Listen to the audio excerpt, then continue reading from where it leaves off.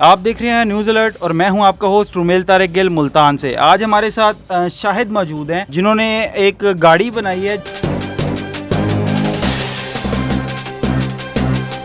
आए शाहिद से गुफ्तगू करते हैं और उनसे पूछते हैं ये गाड़ी बनाने का मकसद क्या था।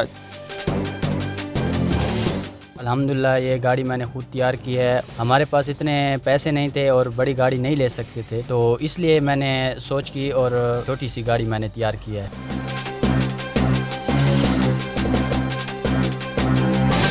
आपकी इस पे कितनी लागत आ गई? ये इस पे तकरीबन 1.5 लाख से 2 लाख रुपये मेरा खर्च आया है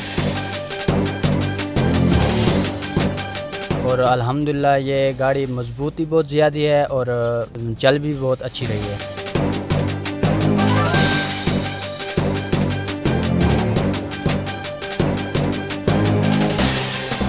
आप इसको कभी लॉन्ग रूट पे लेके निकले हो? ये डेर इसमाइल खान से लेके आया हूँ अपनी गाड़ी, तो अल्हम्दुलिल्लाह बहुत ही अच्छी चल रही थी और सही सलामत आई है, कोई मसला नहीं किया इससे। एवरेज स्पीड क्या है, कहाँ तक आ गई? जी असल में ये स्पीड इसकी बहुत ही अच्छी है, 100 की स्पीड पे ये चल सकती है और हम चला नहीं सकते क्योंकि ये थोड़ी सी छोटी है, तो कल्टी का होने का मतलब कि इसके उल्टे हो जाने का खदशा है। जी जी बिल्कुल। इसमें इंजन अशके का लगाया गया है 200 सीसी, बिल्कुल बेहतरीन चल रहा है। जैसे आम गाड़ी को हम 4 से 5,000 किलोमीटर बाद उसका ऑयल चेंज कराते हैं, इसका क्या प्रोसेस है? इसका तकरीबन 1000 किलोमीटर के बाद इसका ऑयल चेंज कर सकते हैं। आपका कहने का मकसद इसमें रिक्शे का इंजन आपने बना के और ऊपर कार की बॉडी बनाई हुई है? जी बिल्कुल रिक्शे का इंजन है। अच्छा, ये सोच कैसे आ गई यार कि मैं इस तरफ चला जाऊं? असल में मैं एक गरीब घराने का लड़का हूं और जिस तरह मैंने आपको बताया है कि हमारे पास इतने पैसे नहीं थे कि हम बड़ी गाड़ी ले सकते, तो हमारा जो पेशा है वो हम दुकान और मजदूर का काम करते हैं। मेरे वालिद साहब जो हैं वो लकड़ी का काम करते हैं।